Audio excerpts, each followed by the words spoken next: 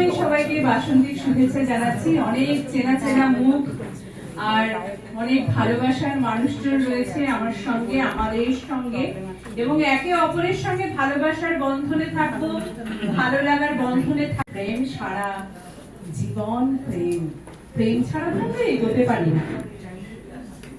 আর প্রেম তো চিরকালীন। কিছুক্ষণ আগে অর্পিতা বললো, আর রিক আমার পডকাস্টেও এসেছিল, চন্দ্রিকা এসেছিল, অঞ্জলা আসেনি, ডাকিনি, ভয়ের ছেড়ে। এখনো পুরুষদের নিয়ে করি, বরের প্রচন্ড আপত্তি যদি প্রেমে পড়ে যায় আর কি কারণে, তাই জন্য পুরুষদের এখনো ডাকতে পারি। খুব চাপে আছি। আমি একদিন ফেসবুকে বলেওছি পডকাস্ট কন্টিনিউ করতে পারছি না, 15টা এপিসোড করেছি মাত্র।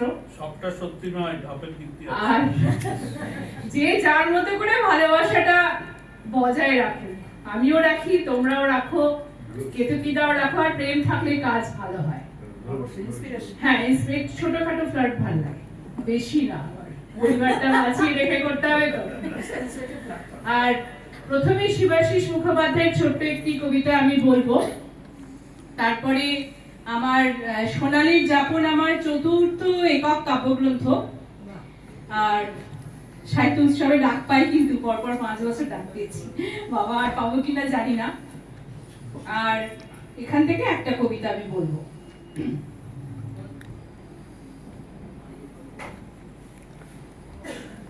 বাঁশি যদি ডাকে তবে সাড়া দেওয়া কাজ, তুচ্ছ করে ফেলি সংসার সমাজ।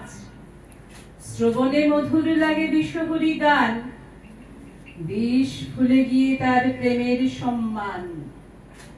হেলে দুলে মাথা নাড়ি কেঁপে ওঠে সুর, ফনায় আদর মাখা ছোবলে নুপুর। মনে রাখবেন কিন্তু, ফনায় আদর মাখা ছোবলে নুপুর। এই ভেবেই আমাদের এগোতে হবে। অনেক প্রেমের বাণী আমাদের কাছে আসবে, কোন প্রেমের বাণী আমরা নিয়ে এগোবো, এগোলে আমরা ভালো থাকবো কিনা, পরিণতি আছে কিনা, সেটা ভেবেই আমাদের এগোতে হবে। কারণ আমরা প্রত্যেকেই এখানে প্রাপ্তবয়স্কা, এইসব আলোচনা আমরা করতেই পারি। পডকাস্টে আমি একবার চন্দ্রিকাকে জিজ্ঞাসা করেছিলাম, তোর খুব সুন্দর পুরুষ ভালো লাগে নাকি যাদের মাথা আছে তাদের ভালো লাগে? তাকে আমরা স্যাপিওসেক্সুয়াল বলি।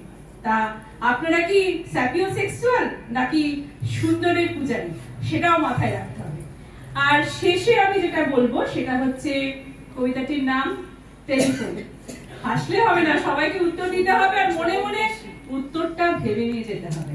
আমরা প্রত্যেকেই মনে হয় স্যাপিওসেক্সুয়াল, কারণ এই জন্যই মনে হয় আমরা এখানে সবাই একসঙ্গে বসে আছি। আমরা গুণের অধিকারী যারা, তাদেরকেই ভালোবাসি।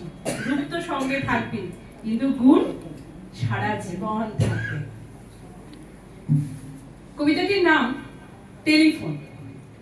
হ্যালো, কেমন আছো আজ? শুনতে কি পাচ্ছ আমার কথা? পাচ্ছি তো, কিন্তু বলো, মন খারাপের সুর কেন বাতাসে ভাষা?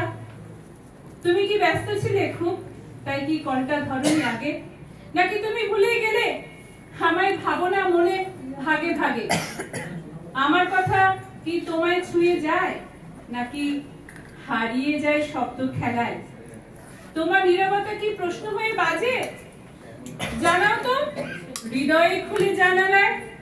তুমি কি অপেক্ষা করো আমায় ঠিক সন্ধ্যে আলো ছড়ার আগে, নাকি ফোন রেখে চলে যাও অন্য দিনের ব্যস্ততা ভাগে? স্মৃতিগুলো কি এখনো বাজে ঠিক রিংটোনের মতো কানে? তুমি কি হাসো আগের মতোই কল এলে নাম দেখে পড়ে? এই দূরত্ব কি শুধু তারের ফাঁক, নাকি বুকে জমা অনুচ্চারিত?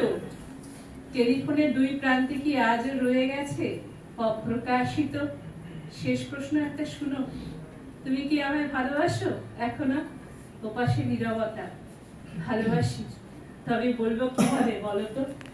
আমরা প্রত্যেকেই কিন্তু ভালোবাসি, সবসময় হয়তো প্রকাশ করা যায় না, কিন্তু সেটা হয়তো কলমের মাধ্যমে, কথার মাধ্যমে, আবেগের মাধ্যমে অনেক সময় আমরা নিজের মনেই রেখে দিই। অনেক কিছু বললাম, সবকিছু ধরবেন না, মনের খাতায় লিখে রাখুন।